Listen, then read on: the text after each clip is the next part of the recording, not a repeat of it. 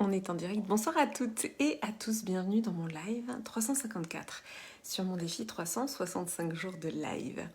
J'espère que vous allez bien, que vous avez passé une bonne journée. Ce soir, j'avais envie d'aborder un sujet mystérieux, le mystère d'être une femme. Donc quand vous êtes là, vous me faites un petit coucou dans les commentaires, comme ça je peux me relier à vous. Si vous êtes là en replay, vous pouvez me mettre le hashtag replay. Je suis Clémence Martin, je suis la fondatrice de The Positive Place.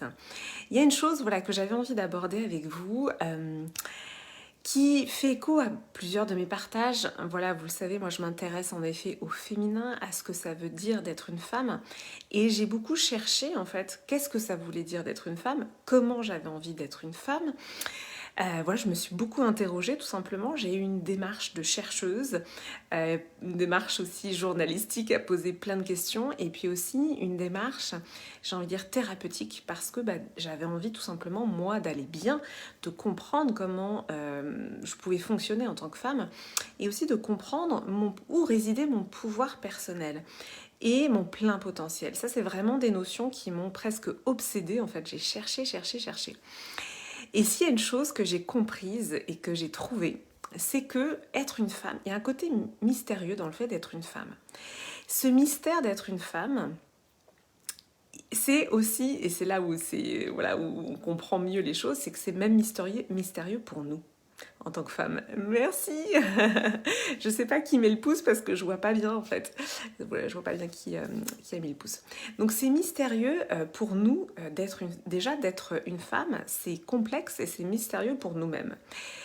Et pour les hommes aussi. Donc finalement, il y a ce côté mystérieux. En fait, c'est un côté sacré que moi j'ai découvert et que je vous invite aussi à découvrir. Le côté sacré va avec le mystère. Et c'est en fait là où réside notre pouvoir personnel. Et c'est en allant creuser justement cette dimension de féminin sacré que moi j'ai compris où résidait notre pouvoir. Je me suis beaucoup faite accompagner, coacher, etc. par des femmes. Pourquoi ? Parce que j'avais envie d'être en proximité avec des femmes qui avaient résolu ce mystère. Alors, on ne s'est jamais résolu totalement. C'est plutôt craquer le code. Qui avait craqué le code de qu'est-ce que ça veut dire être une femme. Et en fait, craquer le code de ce que ça veut dire être une femme, pour moi, eh bien, c'est avoir accès à notre puissance intérieure, à notre yin, à notre intériorité et donc à notre caractère sacré. Et j'ai donné une conférence la semaine dernière sur LinkedIn à ce sujet et je vois bien aussi, et je le sais parce que moi-même, il y a quelques années en arrière, je ne comprenais pas ce que ça voulait dire. Parce que j'essayais de comprendre avec mon mental. Or, ce n'est pas une compréhension qui passe par le mental. C'est quelque chose qui s'éprouve et qui se ressent. Et c'est un chemin à ouvrir à l'intérieur de soi. Et donc, tout ça, encore une fois, peut paraître extrêmement mystérieux, mais en fait, c'est vraiment ça le mystère d'être une femme. Alors évidemment, c'est pas en un live que je vais pouvoir vous expliquer et surtout vous faire ressentir tout ça. Parce que c'est une dimension qui s'explore, c'est une dimension qui se découvre. Mais en tout cas, c'est là que réside notre pouvoir, ça c'est une certitude. Et il y a plusieurs postulats sur aussi le postulat sur les théories qui expliquent pourquoi on a eu un système patriarcal. Il y a une des théories, c'est que finalement les hommes ont voulu en quelque sorte capter le mystère des femmes. Et dans le sens capter, c'est s'approprier. Un peu comme un trésor, vous voyez, comme un trésor que l'on ne veut pas seulement contempler, mais que l'on veut posséder. Je ne sais pas si ça vous parle, cette image-là. Mais voilà, il y a plusieurs théories qui disent que si on a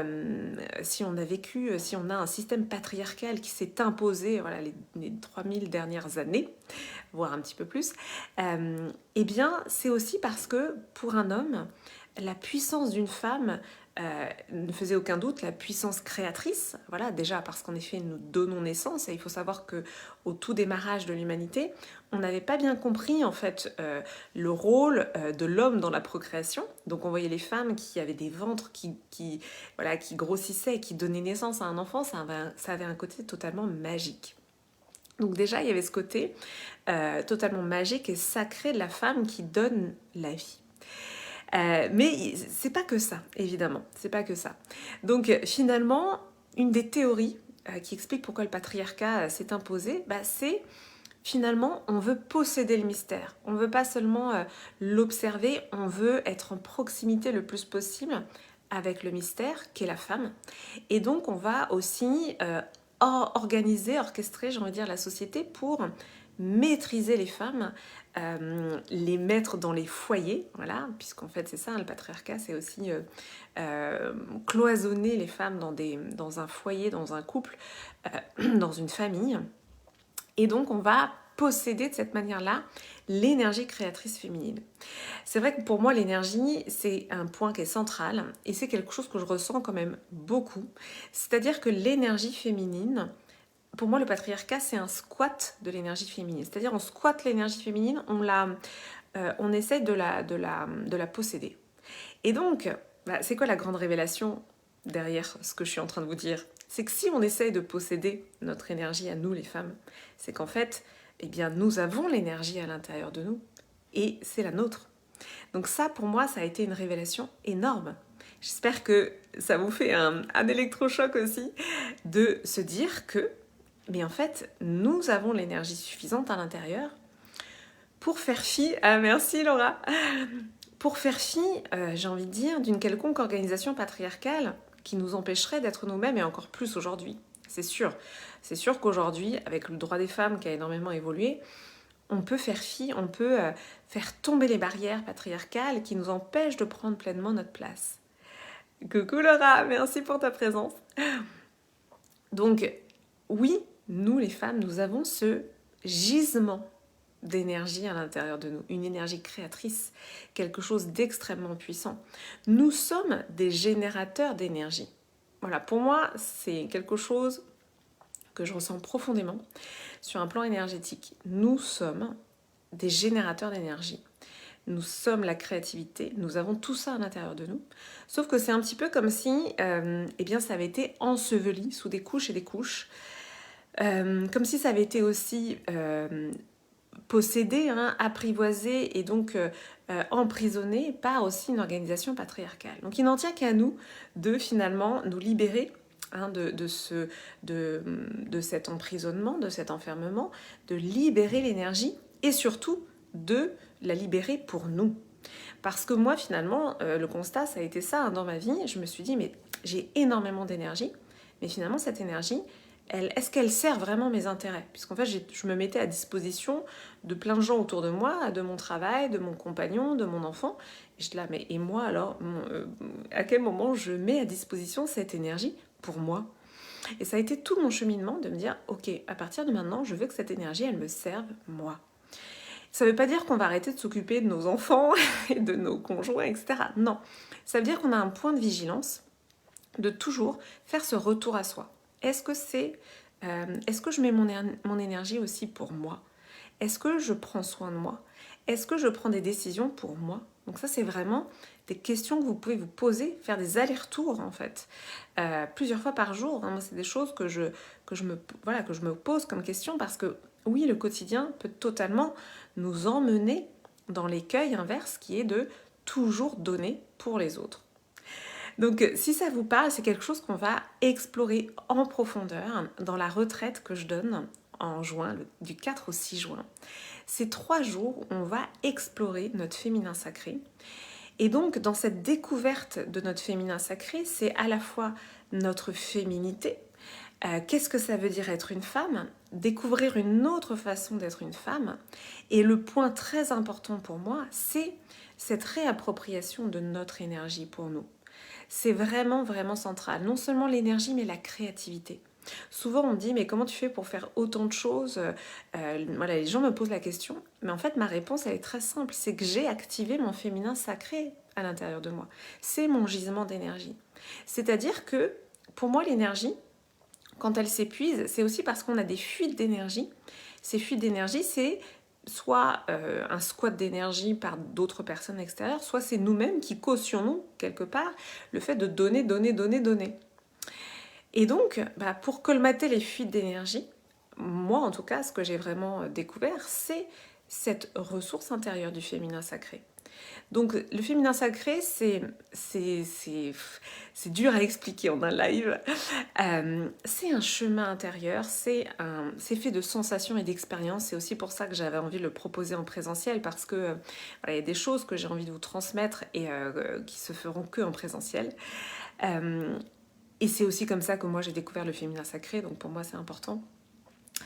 Et c'est pas seulement un éveil de notre féminité, c'est aussi redécouvrir nos ressources internes, notre énergie, notre créativité pour nous. Et ça, c'est valable pour tous nos domaines de vie, familiaux, professionnels. Enfin voilà, pour moi, c'est un ensemble de choses. C'est vraiment...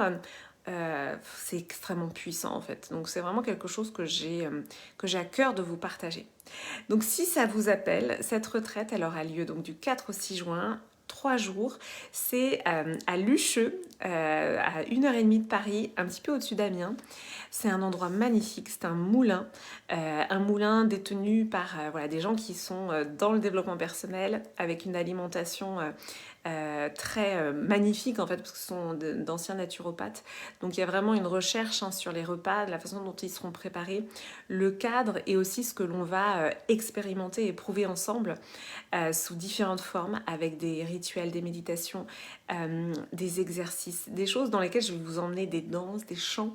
Donc on va vivre un passage en fait, on va vivre une transformation intérieure. Donc voilà, je suis hyper heureuse de vous proposer cette retraite. Je n'avais pas pu, voilà, j'ai pas pu le proposer avant forcément avec le contexte. Donc si ça vous parle, si ça vous appelle, vous pouvez m'envoyer un petit message en MP. Je suis en train de préparer une belle page descriptive où je vous montrerai aussi des photos de ce lieu magnifique, le moulin. Et puis je vais révéler aussi des surprises au fur et à mesure, parce que je vous dis pas tout sur ce qui va se passer dans cette retraite. Voilà, il y a des choses que je vous dirai dans les prochains jours. Donc si ça vous appelle, vous m'envoyez un petit message en MP et je serai ravie tout simplement de vous en dire plus. Et si déjà ce live a éveillé quelque chose en vous, eh bien écoutez, j'ai envie de dire, c'est génial. Voilà, moi ces lives, ils sont là pour ça. C'est ma contribution. C'est déjà ouvrir une porte à l'intérieur de vous. Et voilà, moi c'est comme ça que finalement tout s'est ouvert aussi à l'intérieur de moi. Ça a été une pierre, puis une pierre, puis une pierre. Et tout ça a formé un édifice qui aujourd'hui fait que je me sens une femme de plus en plus... j'ai envie de dire oui, épanouie et déployée. J'aime bien cette idée de déploiement aussi. Déployer son plein potentiel, c'est ouvrir ses ailes. Ouvrons nos ailes, c'est vraiment important pour moi. Je vais vous souhaiter une très belle et douce soirée. Merci à toutes celles et ceux qui étaient là en live. Merci Laura, Carella. Merci Laura. Je vous embrasse fort. Si vous pensez que quelqu'un a besoin d'entendre ce live, n'hésitez pas à lui partager. Et je vous dis à demain. Dormez bien.